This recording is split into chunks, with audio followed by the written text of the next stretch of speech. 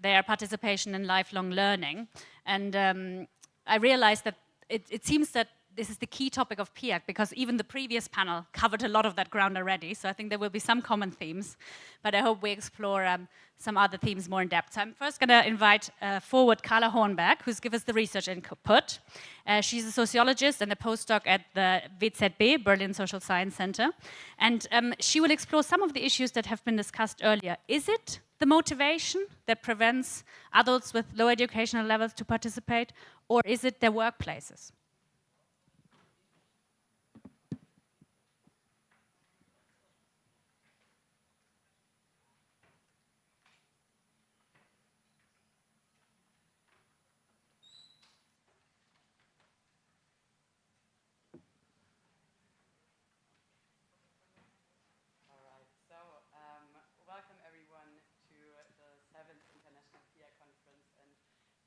PIAC team, especially Anja Meierkord, for inviting me to set the stage to this relevant session on breaking the low-skill trap, solutions for lifelong learning.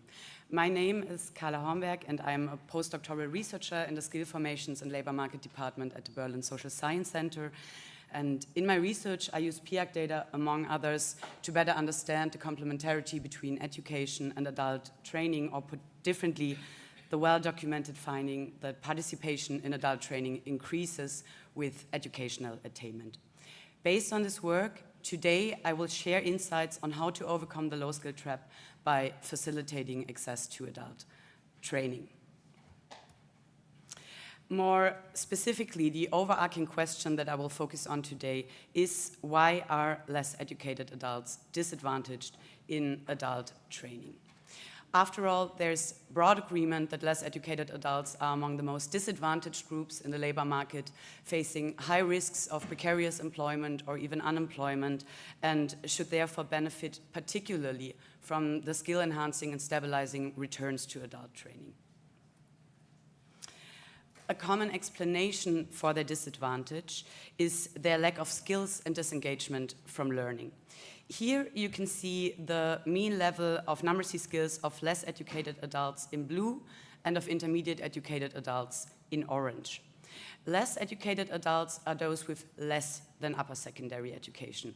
Intermediate educated adults are a comparison group, and they are those with upper secondary education. And as you can see, less educated adults indeed have lower numeracy proficiency on average in all countries, with the black bars capturing what we refer to as the skill gap between the two groups. However, looking at their skill distributions, depicted here exemplary for Austria, we see large heterogeneity in numeracy skills also for the group of less educated adults, as shown by the blue curve. The large overlap with the orange curve, which depicts the skill distribution of intermediate educated adults, further entails that quite a number of less educated adults have similar or even higher skill proficiency than those with medium qualifications. This means that less educated adults are not always low-skilled.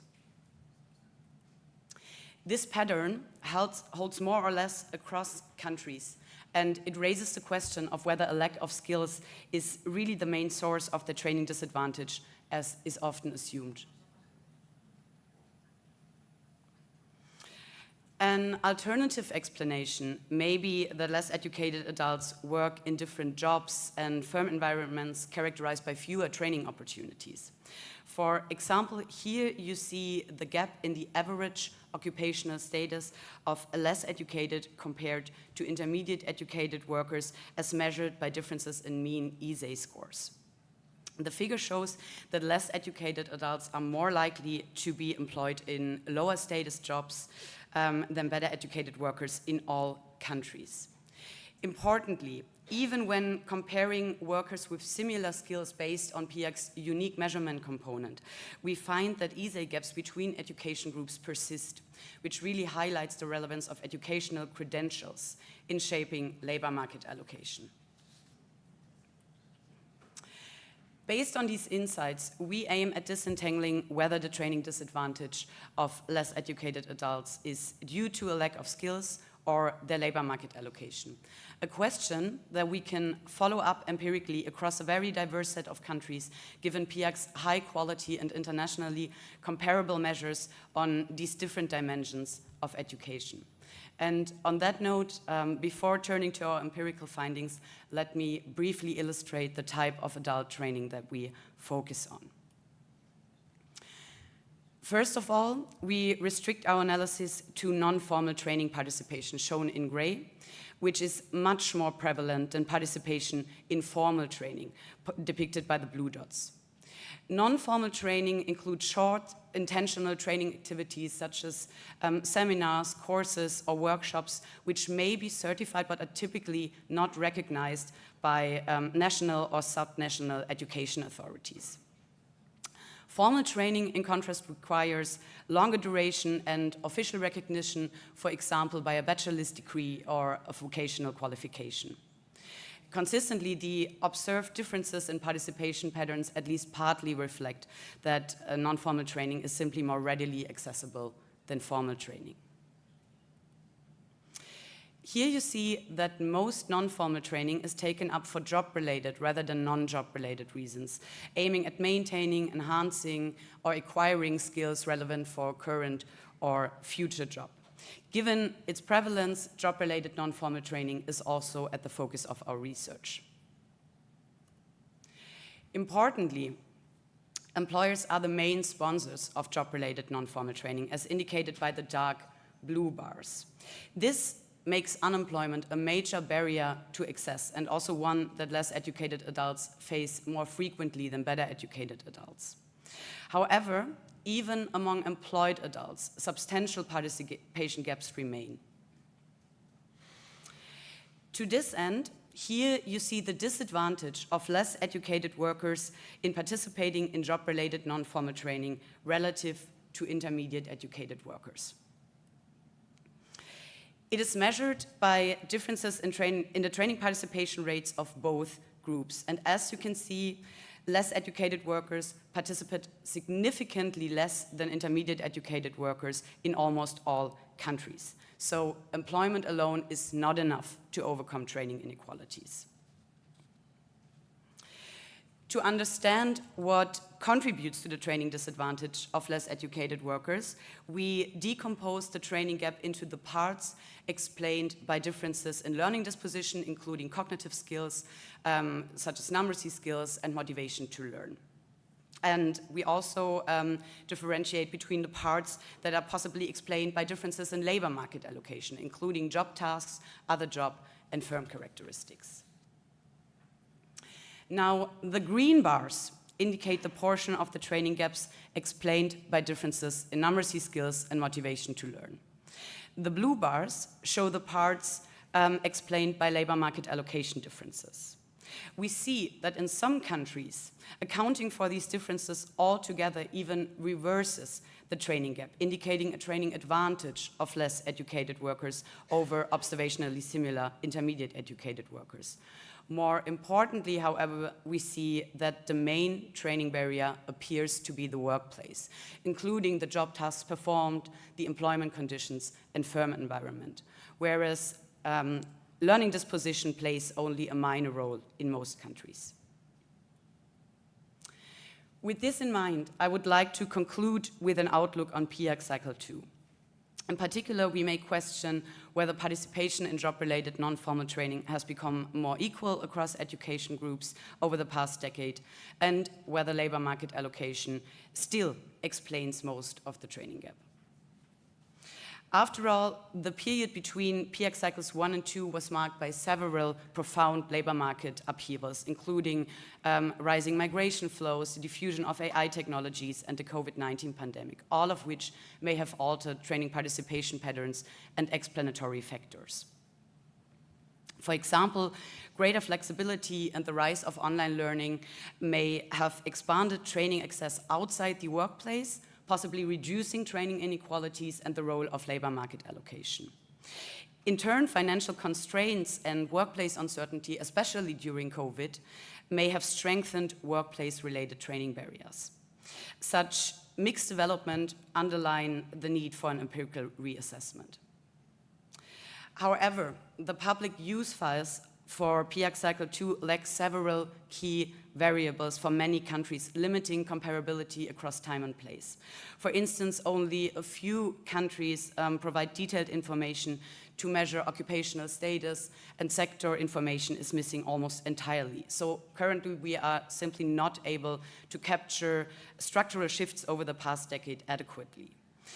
Therefore, also our results need to be interpreted with caution, and more robust assessments require access to internationally harmonized research use files, which we of course hope to receive very soon through the remote code execution service that the PIAC team has just launched.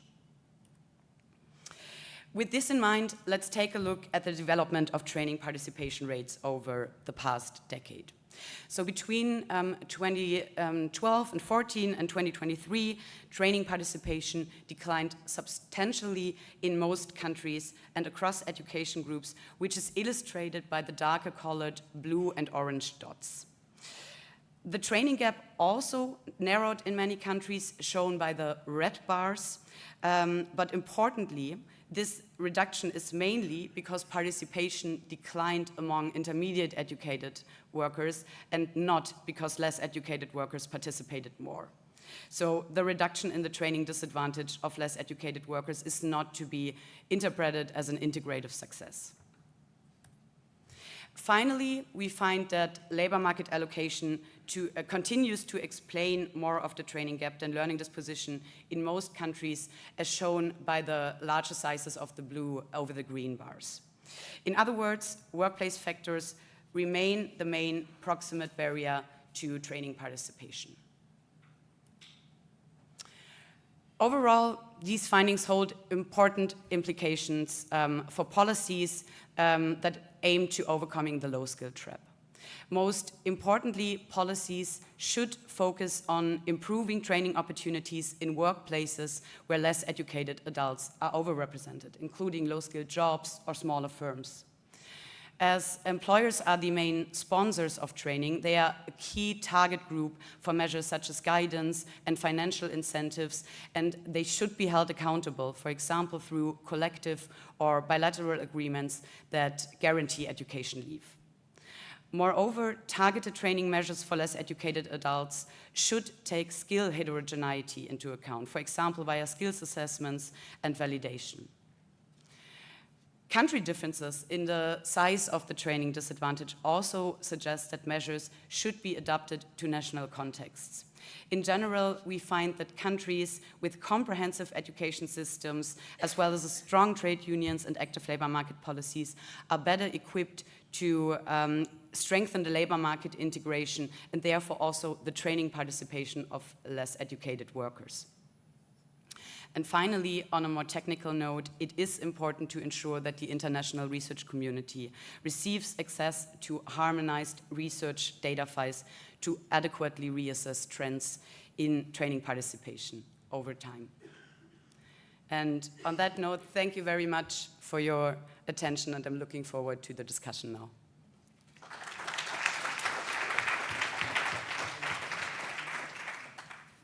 Thank you so much, Carla. And I'm going to invite the rest of the panel on stage. So that's Caroline, Eliana, Jelena, and Yvonne McKenna.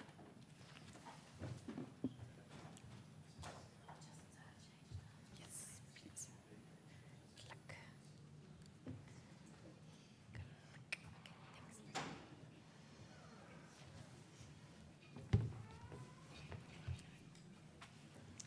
I found that so interesting, and it definitely built on what we discussed in the previous panel, didn't it? When we were talking about motivation with David and the role of workplaces, also with our Danish colleagues. I really think this topic for me about low-skilled adults and training participation is very much at the heart of the policy discussion. Anytime I think about what is, maybe I'm biased, but anytime I think about what's the most useful application of PIAC, for me it's kind of who are adults with low skills, what do we really understand about them, and what do we know about their engagement with formal and non-formal learning. So I'm quite interested to hear kind of how these results are being picked up at the national level. And I would like to hear from Yvonne first. And Yvonne, you are the director of the National Programme Office that coordinates the Irish government's Adult Literacy for Life strategy. And I'd be quite interested to hear the perspective from Ireland. So what was your experience looking at this PIAC results? And can you tell us a bit more about maybe what education levels failed to portray before we had PIAC data, before we really knew about the real picture of low-skilled adults? And what did PIAC reveal that changed policy thinking in Ireland? That on now? Yeah, okay. Well, I suppose for Ireland, probably the PIAC figures in 2012 came as a bit of a shock. I think in some ways Ireland has probably prided itself on some of its educational levels, and so when we talked about PISA earlier, and Ireland does very well in PISA. I think we're the second highest number of young people reading, so there's that sense.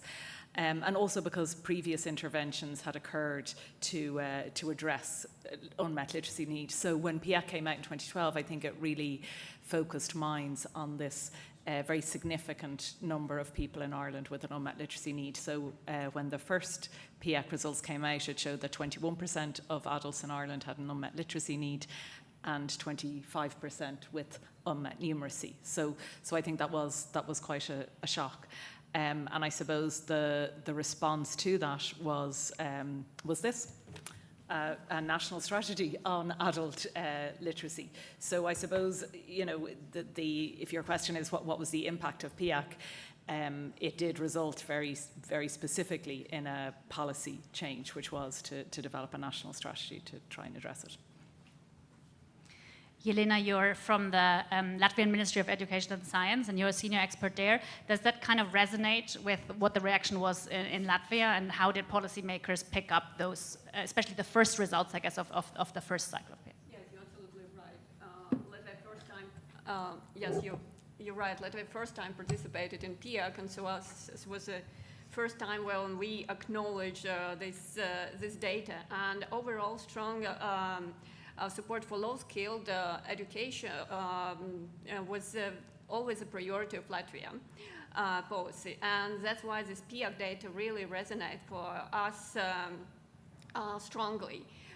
Overall, Latvia's population has a relatively high level of formal education of our inhabitants. For instance, only 0.2% of adults have just primary education, and 60% of older adults completed upper secondary education versus about OECD average. And neutrally, our policies currently tend to support and focuses on adults with low level of education, or those who without a vocational qualification. However, PIAC clearly shows us that formal qualification do not always reflect actual skills.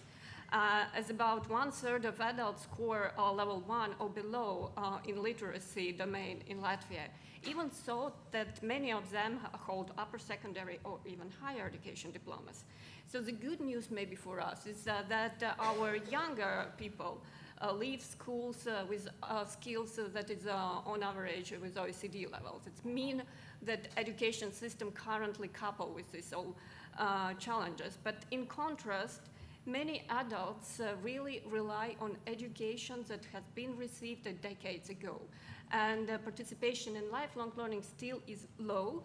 And we hope, and I hope, that this PIAC results will help shift these perceptions that only low qualified, low educated individuals need support. Because as data shown, skills gaps can appear in any qualification level, including those who have higher education. So in some ways, it really helped you to kind of narrow down, or like to target the policies better that what you were trying to achieve before, but having more information of who the actual target group was in the country. Absolutely. That makes sense. We heard two policy perspectives. I would briefly like to go back to Carla and kind of hear about maybe what PIAC added, or what did it reveal, what did it help you to kind of expand your research to be able to distinguish between educational level and the actual skills of people? Yeah, well, technically speaking, we actually measure low education based on low formal qualifications, such as having no school-leaving certificate at all, or only primary or lower secondary education, like the ESO in Spain or the Hauptschulabschluss in Germany. Low skills, in contrast, or for low skills, we ideally rely on direct assessments of cognitive skills, such as numeracy or literacy, but also non-cognitive skills, such as motivation to learn, which we included in the analysis, or with the latest PIAC data, also the Big Five, which are typically measured based on self-assessments. And really the unique characteristic about PIAC is that they include all of these different measures, which is very, very seldomly the case.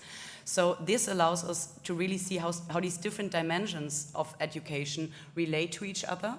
For instance, as I just illustrated, we can show with PIAC that less educated adults are on average indeed also low skilled, but we also can show that there's the substantial skill heterogeneity within groups and the overlaps between groups. And this shows that equating formal qualifications with actual skills, which is really often done in research, just given due to a lack of appropriate measurements, falls short in really understanding how diverse the mechanisms underlying educational inequalities and labor market placement even are.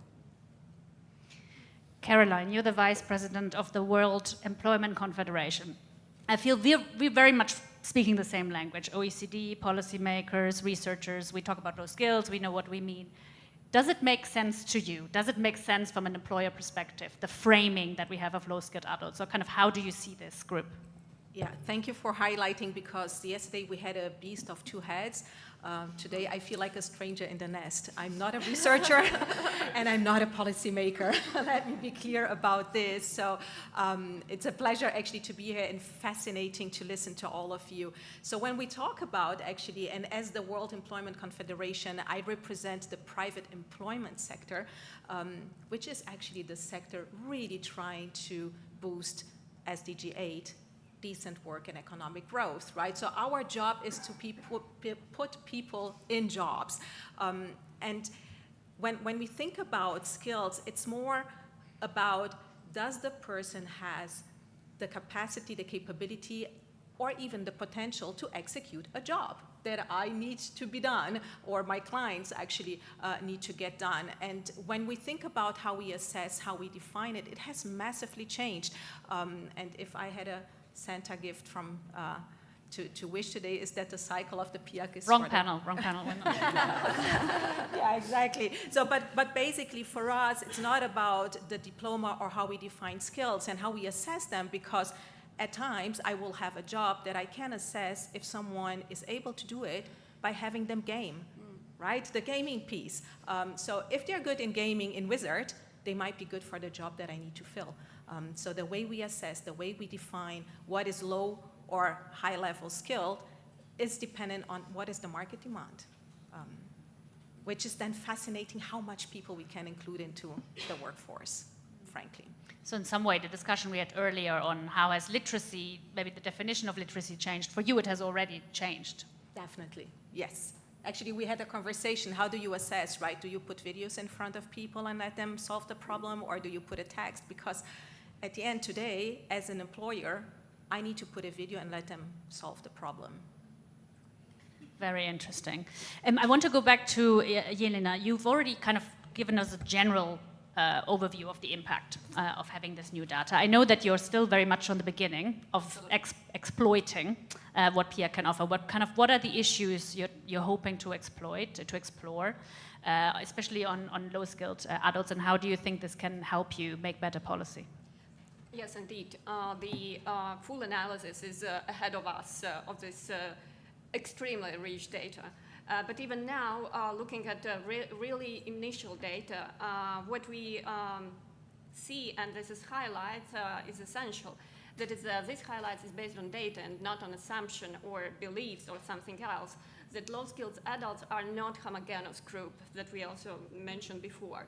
So this single definition, there's no single definition, low-skilled individual, and it's pretty much that you have mentioned. That past discussion have often oversimplified this concept and reality, and there has been never full also agreement what we count as a low-skilled.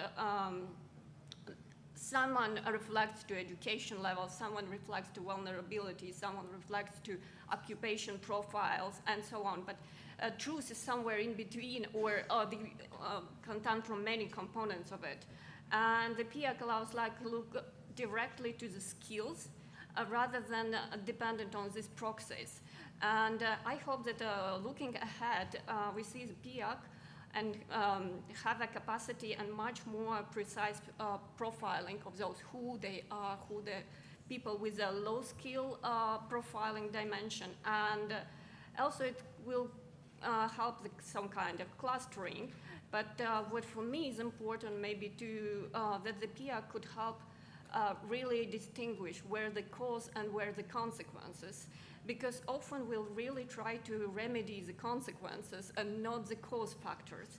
And this analysis would be really helpful to the policymakers. And my hope is that the next planning cycle really will bring us that no longer understanding low-skilled adults like one big group, but several groups with their own barriers and also different potentials.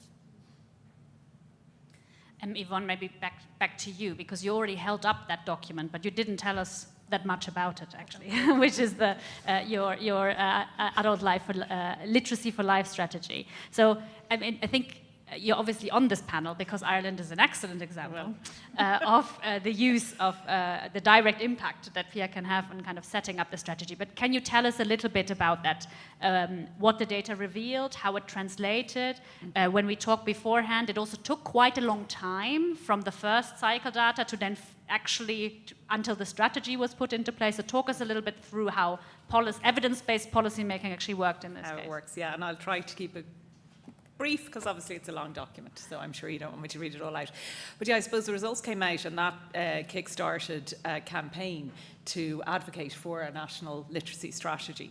And I suppose we have a very strong community and voluntary sector in Ireland, so we would have advocacy organisations working in that area. So it probably started mostly from them, but also supported by statutory agencies, and that there is statutory investment in literacy support, literacy and numeracy support. So I suppose that started that campaign. It did, as you say, take a bit of time. So, you know, if you think about it was in 2020, we had an election in Ireland. Now, by that stage, the campaigning had succeeded in making sure that all the major political parties in the 2020 campaign had listed in their manifesto a commitment to developing a strategy. So I suppose that's where you see that connection happening as well. And then it meant that when the coalition government that was formed following that election, whoever was going to come into government was going to have it as part of their programme of government, and that's what happened. So there was a commitment in the programme of government that a strategy would be developed, and that how it would come about was a newly formed government department which was established to look at further and higher education. So that department was tasked with, that department tasked a state agency to develop the strategy. And I suppose and then a whole process of consultation began to find out, well, what should be in the strategy and what should the approach be. And I think a little bit like the last panel, I suppose the guiding principle of it was, well, if we keep doing what we're doing, we're not going to get to where we need to be. So we need to start thinking about doing things differently. So obviously literacy provision, and the strategy is literacy, numeracy and digital. So the one very important part of that is provision and making sure that within education we're doing the right things, and we're still looking at that. But on the other hand, it was, how do we get to the very considerable majority of people with an unmet literacy need who are not going near or next to education and may well not. So I suppose that's when it took a whole of society, whole of government approach. And I suppose that's what we're seeking to do, is build infrastructure that connects not just education, but people who are not in education. And I suppose it's, as you said, the strategy itself came out in 2021, and then the infrastructure to start supporting the delivery of it took another couple of years.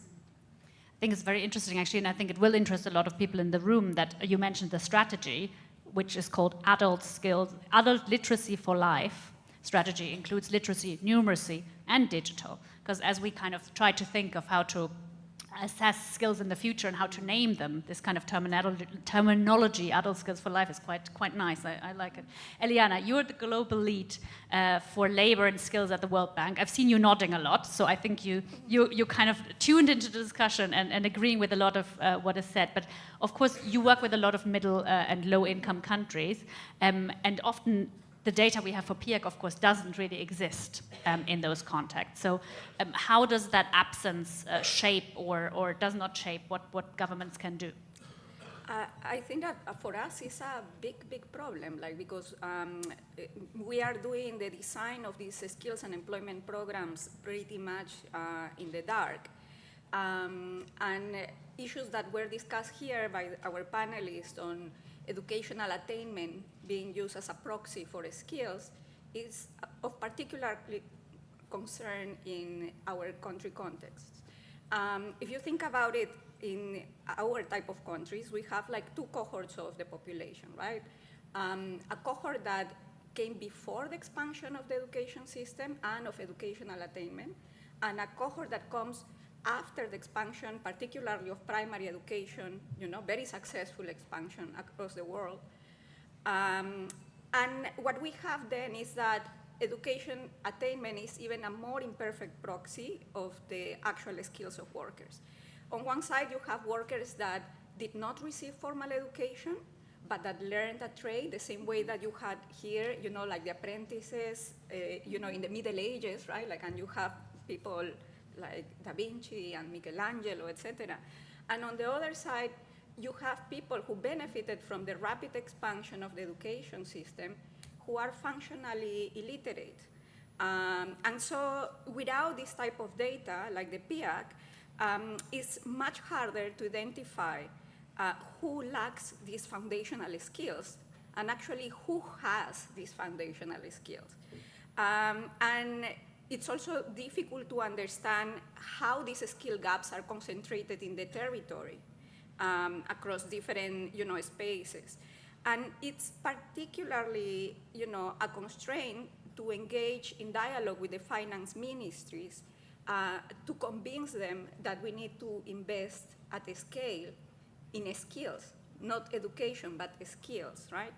And so we, for example, find things such as a capture of the very limited resources that go to this agenda by higher education systems and by the most educated population groups, right? Where the priorities may lie elsewhere right now. So this is the kind of challenges that we are facing here.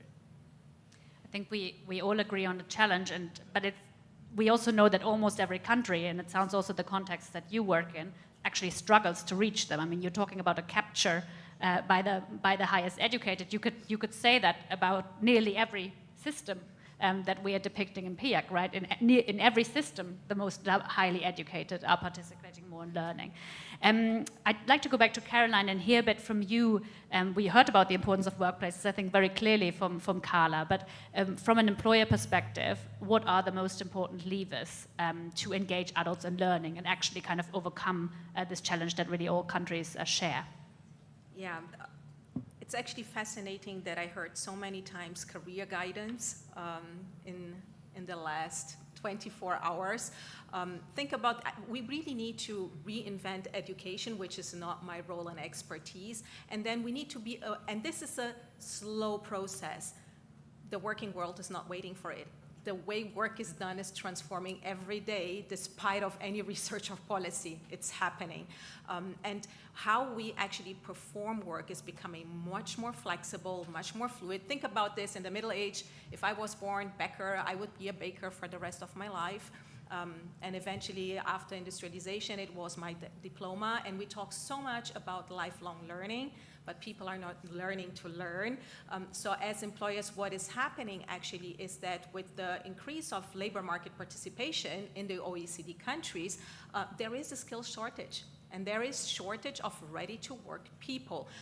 So if you think about our industry, most mature players have produced their own academies. And it is, those are academies that works best when it's actually boosted by governments, by employers and individuals with career guidance.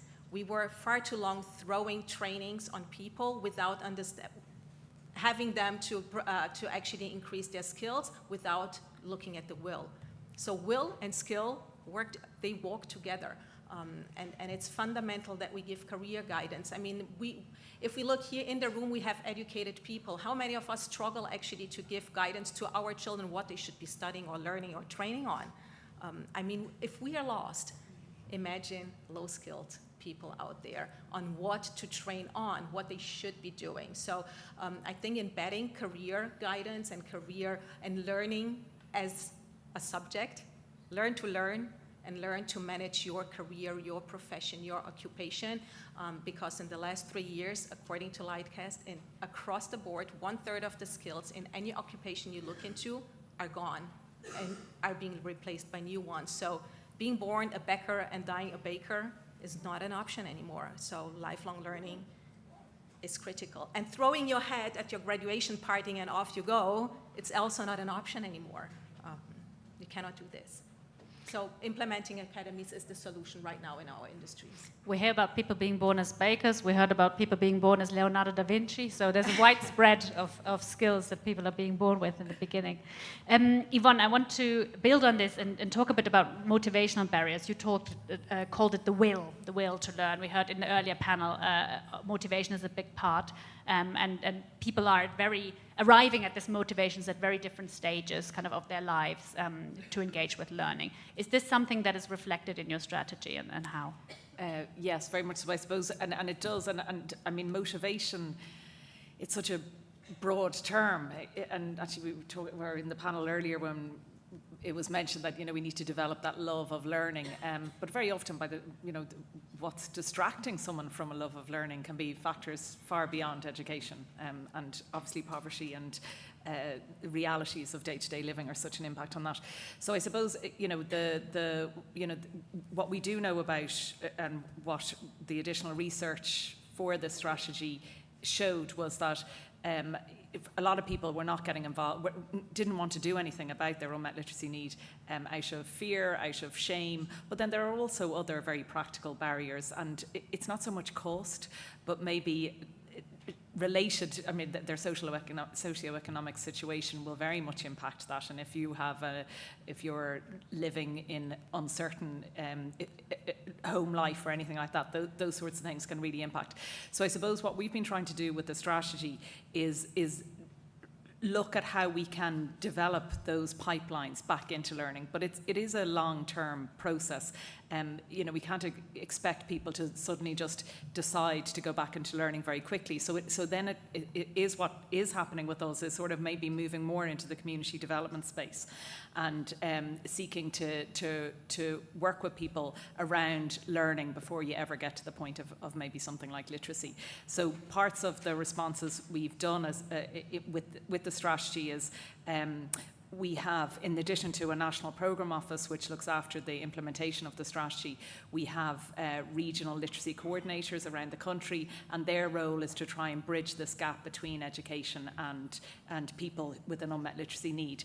And then we also have tried to make funding available for innovative responses. So I suppose it's giving us a little bit of time to try new things and see where we go with that. And I think that's the other thing. We need to be able to try and perhaps fail so that we can learn in these areas as well.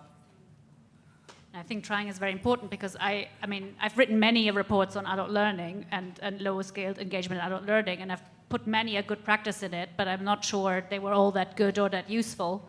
And trying new things is probably what all countries really need to move this topic forward. Jelena, does this resonate with you? Do you want to say a bit of what you're thinking about or what your take on increasing motivation and engagement is in Latvia?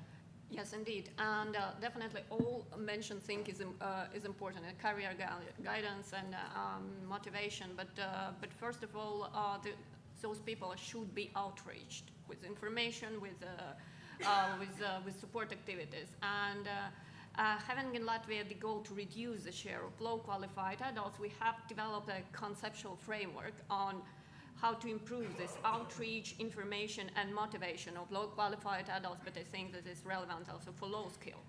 And its core, the framework promotes a systemic and community-based approach because the traditional communication channels often fail to reach this group, and we prioritize really the direct personal outreach through our municipal adult education coordinators who are working together with local social workers, libraries, youth centers, also employers, those who are really closer to these people's daily lives.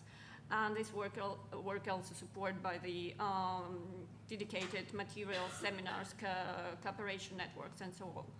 Definitely, the second core is this flexible learning pathway.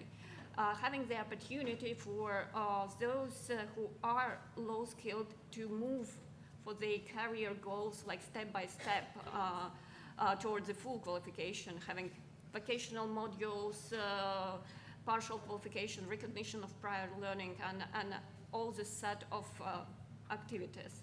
And yes, the third pillar is definitely removing these barriers of participation by supporting financially. And this actually, all these things are really comes together and are combined in individual learning accounts, approach and project that we launched last year, which provide a really online platform with more than 250 different vocational education programs, other programs, in a single platform with the different support activities, and having this personal budget for digital skills as well, career guidance, all in one places with mentor support. So this really enabling people to and motivate them, making this career and education pathway more transferable. So we shift from simply offering training, which is not very effective for the low skills, to training really actively guided adults to this, into the learning, into the process.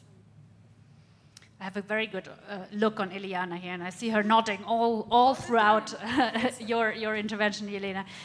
Can you add something of that in the context that you work on, which of course are often lower income countries or even countries in crisis settings? What are the models for upskilling low-skilled adults there? Is it very similar to what we've heard from the others, or is there something specific about these settings? I would want to say that the menu of policies available is the same for all of our countries, okay? And I believe that there is not such thing as a homogeneous labor market that is different in developed and developing countries, but actually in all of these countries we can observe a mix of high and low skilled workers, like areas where there are like high and low economic opportunities, areas where there is like high and low, capacity to deliver these type of programs, right? And depending on the prevalence of these different contexts is that we should choose our policies, right? So at the end of the day, the tools available are the same for all of us. What makes different, I would say, developing countries compared to developed countries is that in addition to the mega trends that are shocking your systems, developing countries, by definition, they are still developing, they are growing, they are changing. So for us, it has always been this moving target, okay, about what we have to do.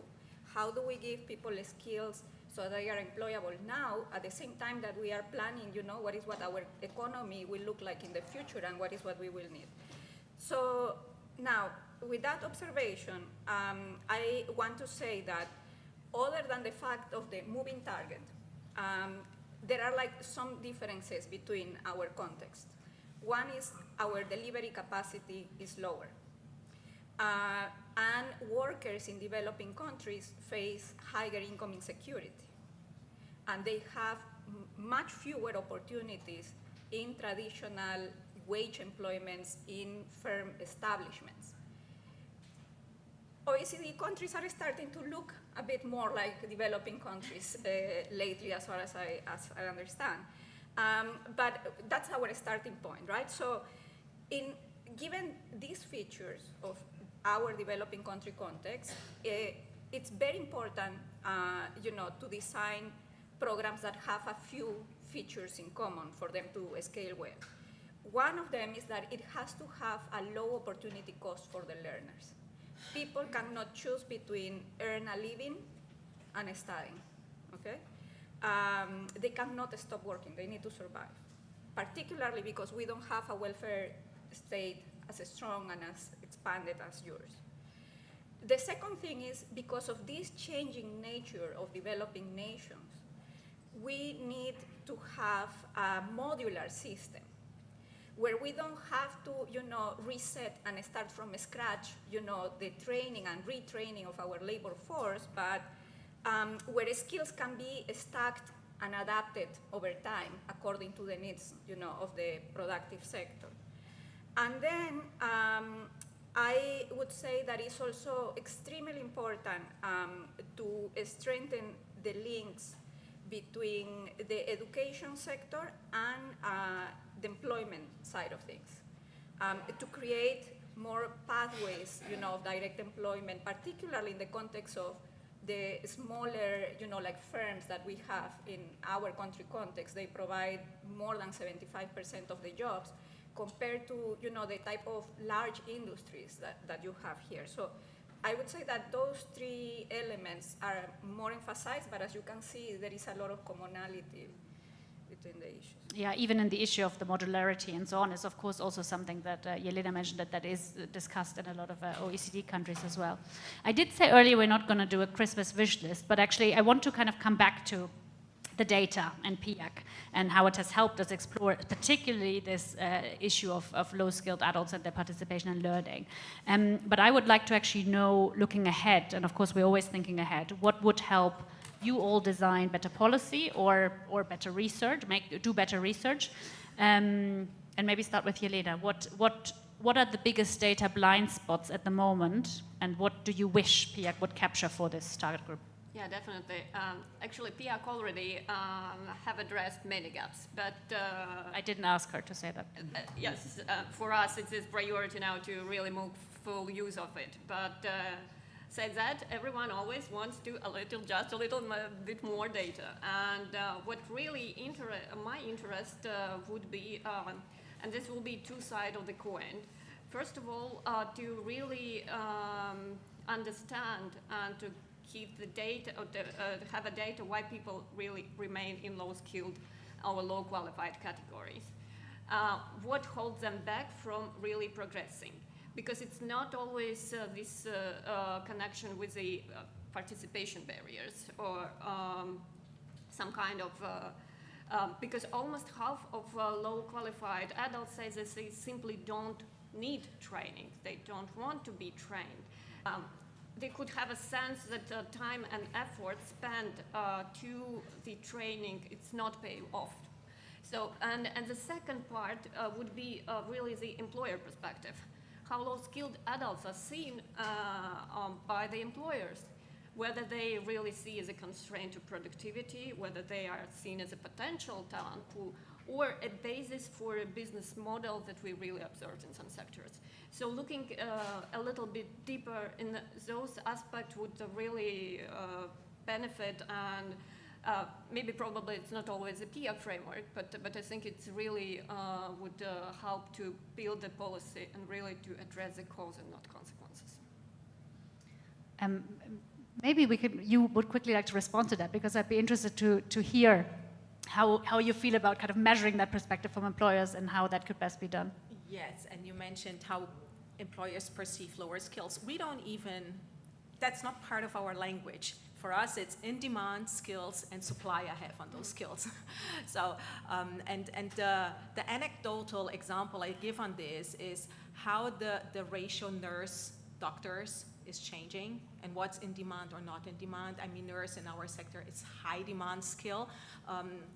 And what the doctor does, it's actually easily automated to a certain extent. So I have a high demand and low supply in nurses, then obviously that is not in the context of low skilled. But again, we don't talk low, high skill, we talk high demand, high or low supply of those skills. That's the one thing.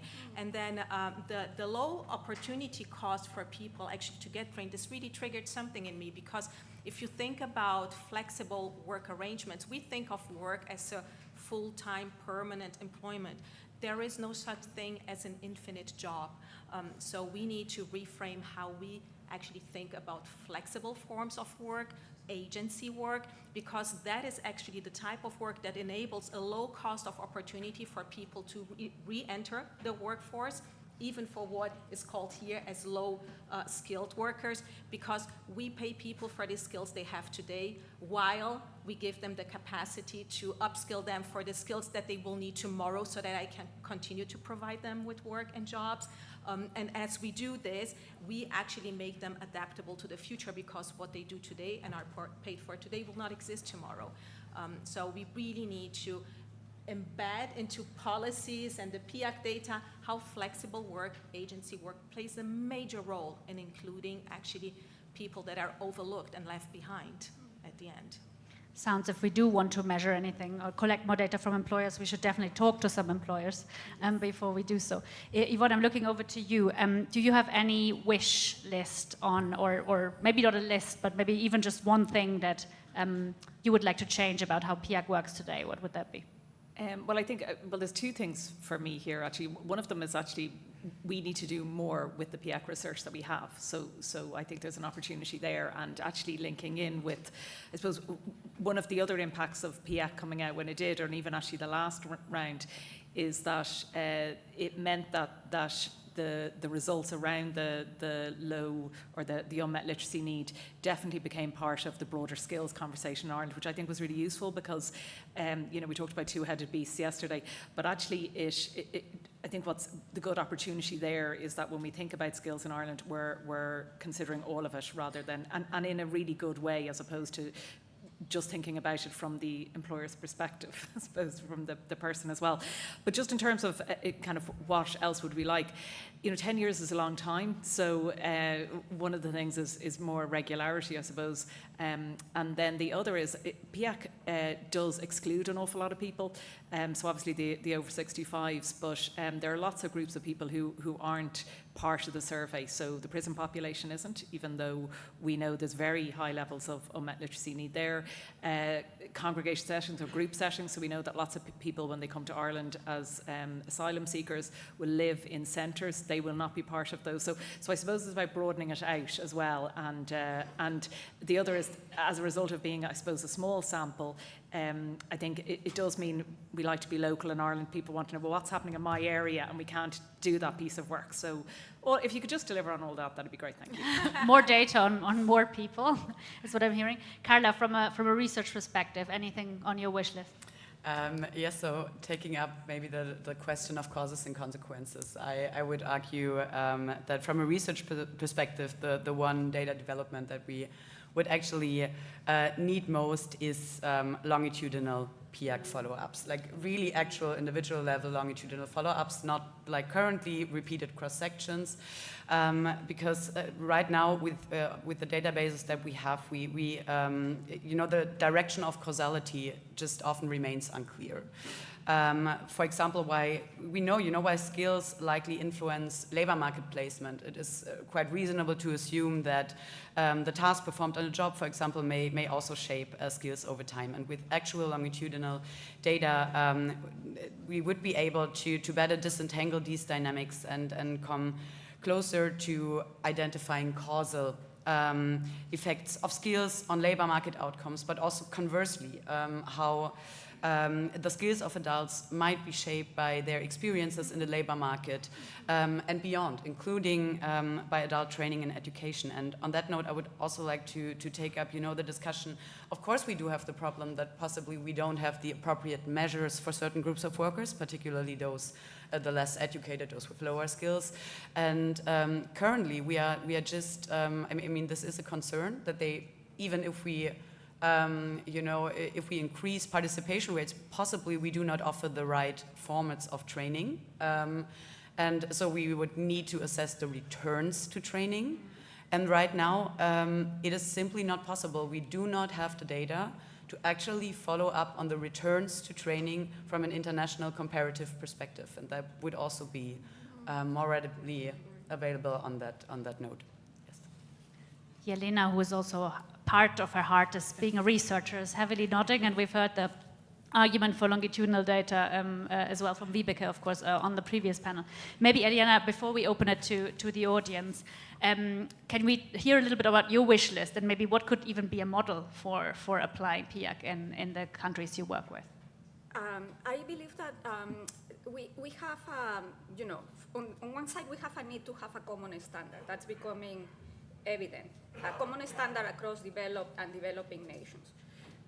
Yesterday we were discussing the skills passports, migration, etc., and the need to have, like certification of these skills.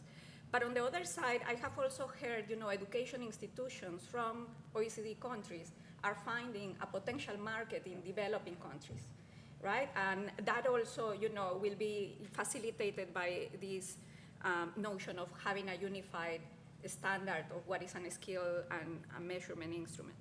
Now, I have to say that a realistic model is not a simple copy-paste of the PIAC, in our context.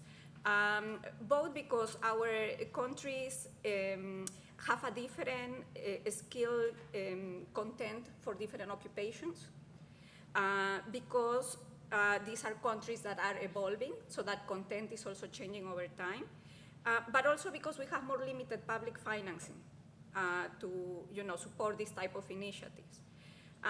So I would say that one option to make this work in our context is to have some sort of tiered architecture where we field some foundational modules at a very low cost across a representative sample of workers.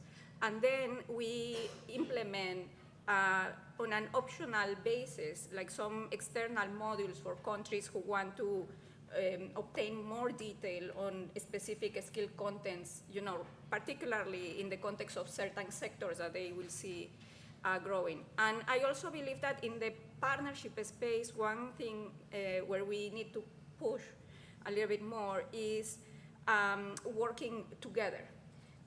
Working in the, like seeing ways in which we can leverage other efforts that are, happening at the Worldbank, where we are implementing, regional surveys, but also, working together with national statistical offices, working together with other private sector stakeholders that are generating data and analytics, as well as with business clusters where they exist. So that, like we can create the type of capacity that we need to fill this type of exercises in our countries. I think I've asked enough questions. Are there any questions from the audience?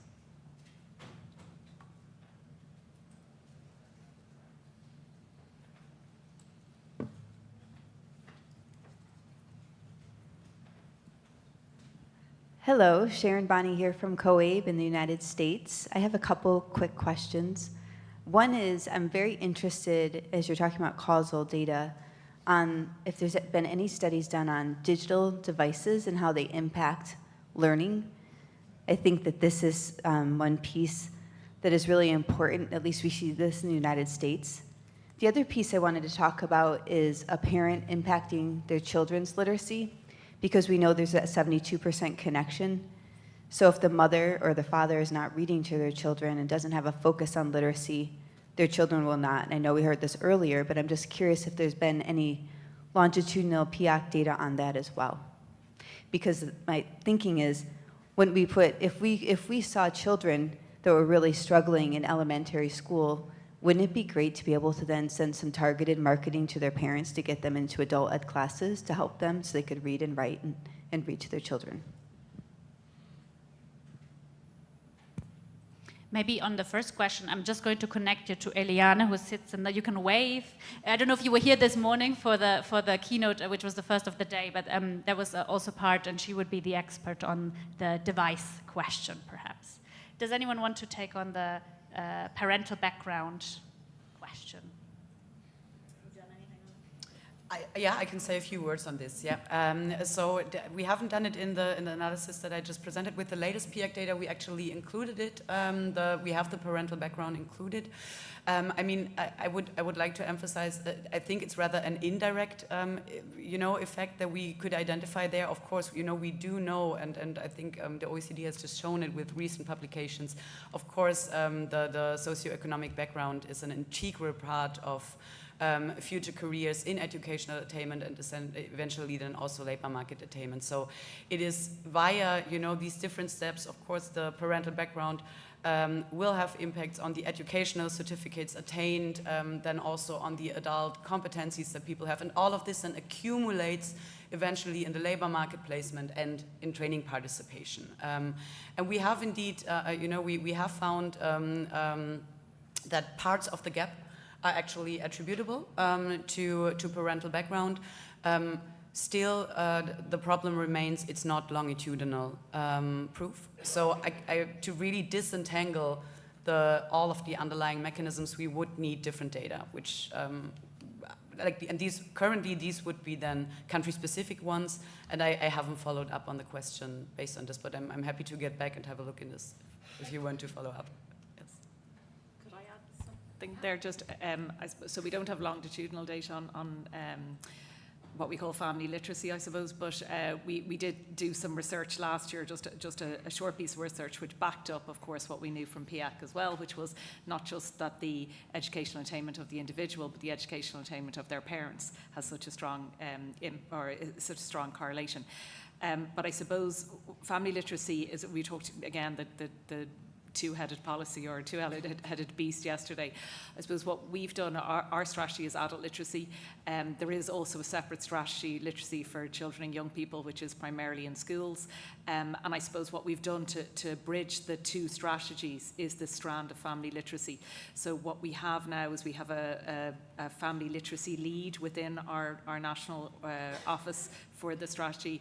We have a specific stream around family literacy in our annual funding that we're going to roll out next year. So I suppose that's where we really see the opportunities, I suppose, for again, and someone made the point earlier that this is a key point when people have children, that is the point where they may be more likely to do something. And it's not necessarily about getting the parents back into education. Sometimes it's a little more informal than that. But I suppose it's just to acknowledge the point that, yeah, it's certainly one of the routes we would see to achieving what we need to with adult literacy as well.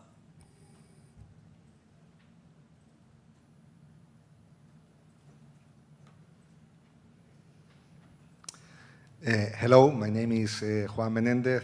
You have been talking about the challenge of how to attract the low-skilled for the training or the learning activities that they need. And I can see, if you talk about digital literacy, I can see how to do it. For people with more availability, like unemployed. Yesterday we talked about people in prison, or it was in the other panel. Okay, I can see that, but for the majority, for the workers, that they have a job, a relatively simple job, and they have low literacy and numeracy levels that they need. What kind of training actions? Because I can see that a traditional training action is going to be attractive ever, for them. What kind of different learning activities can we think that can make sense to them and can attract them to improve their levels of literacy and numeracy?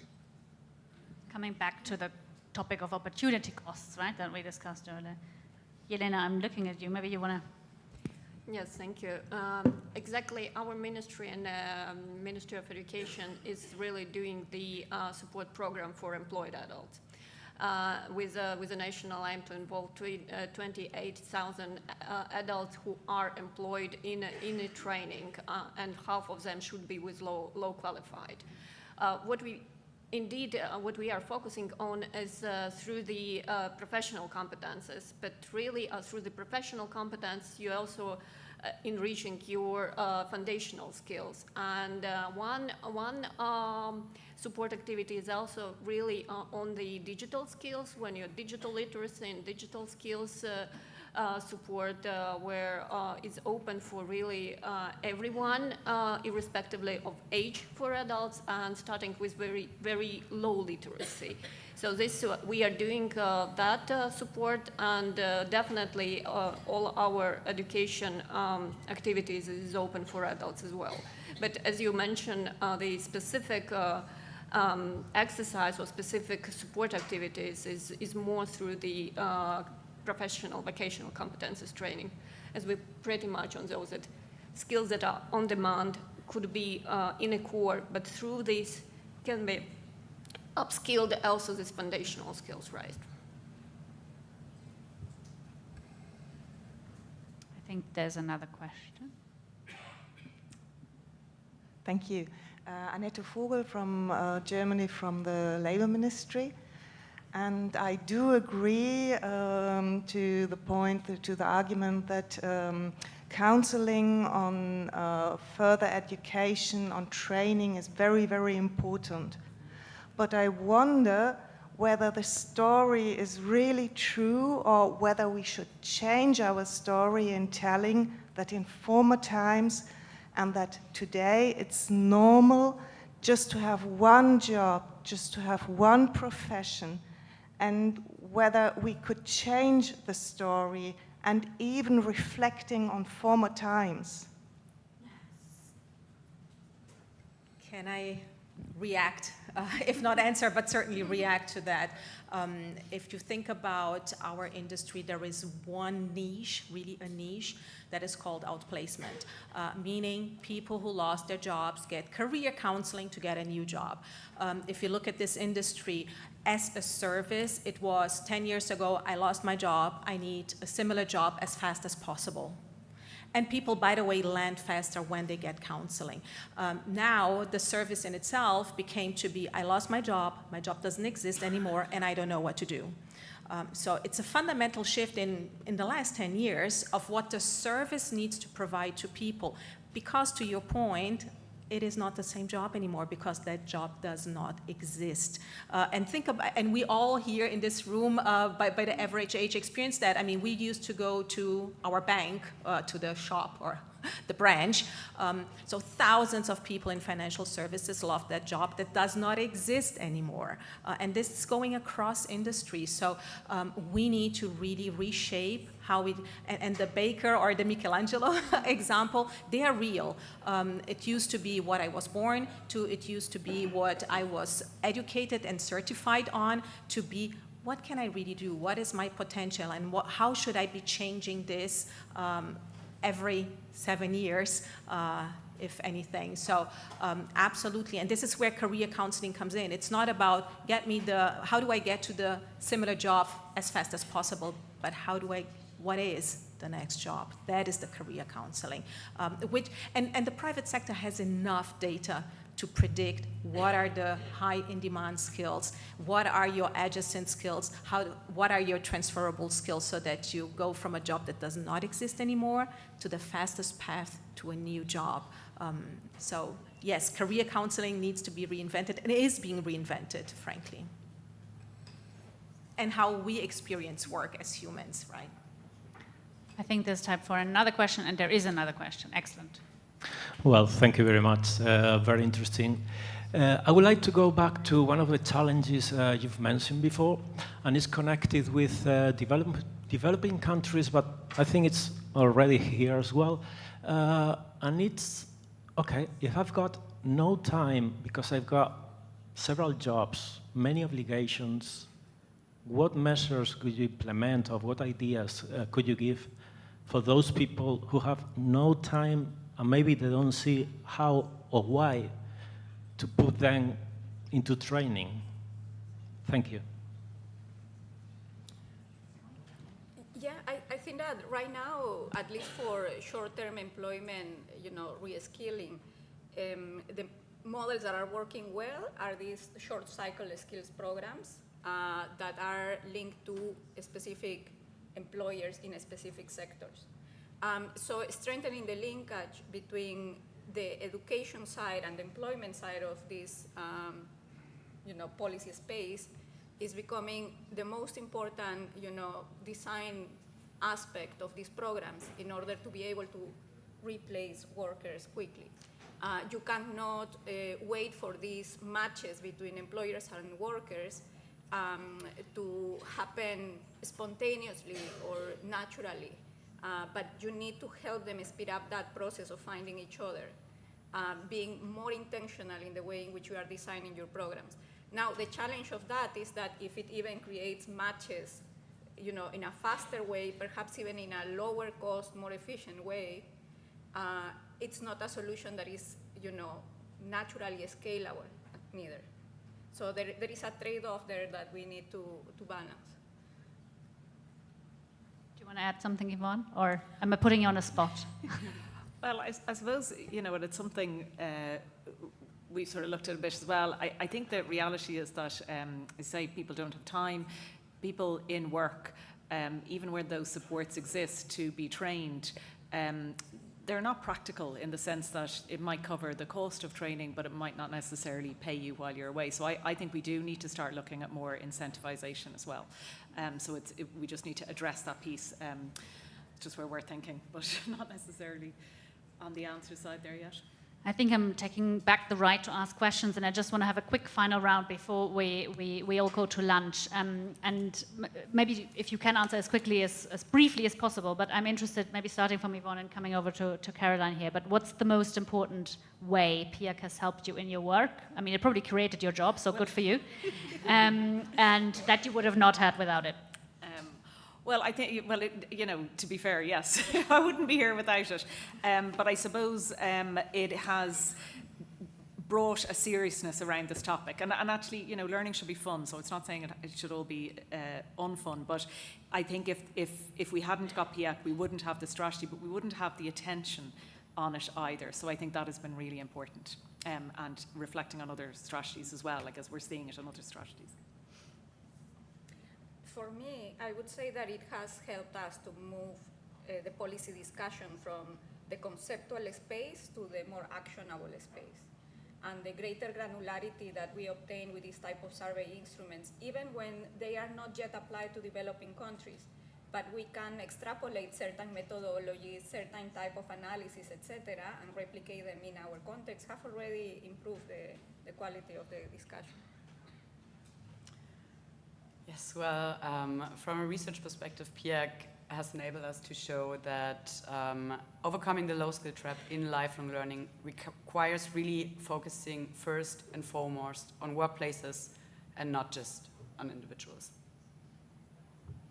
So for me, for us, it's really PIAC, and I totally agree that it's bring a discussion. And as I mentioned, it's not an assumption discussion based, but really data-based discussion, and a focus to this problem, to this issue, looking for the solution. And I'm really looking forward for the OECD in-depth research on low-skilled workers, that it will be helped to really to maintain this discussion, database discussion, nationwide and worldwide. And lastly, I think for the private employment sector, it gives us a light into how we can come with a common language to systemic challenges we have in society, to bridge the gap to labor markets, and how we can actually come closer together, because at the end we are solving for the same problem, one with the PIAC more systemically and long term, and for us as the labor market is really providing people with decent work and economic growth. So it gives us a common language and a path to come closer together on actionable solutions on those. Thank you so much. Before we all go for lunch and eat more jamon, I hope you join me in thanking our panelists. I thought it was a great discussion, and there is lunch provided in the corridors, as I like to call it. Thank you so much.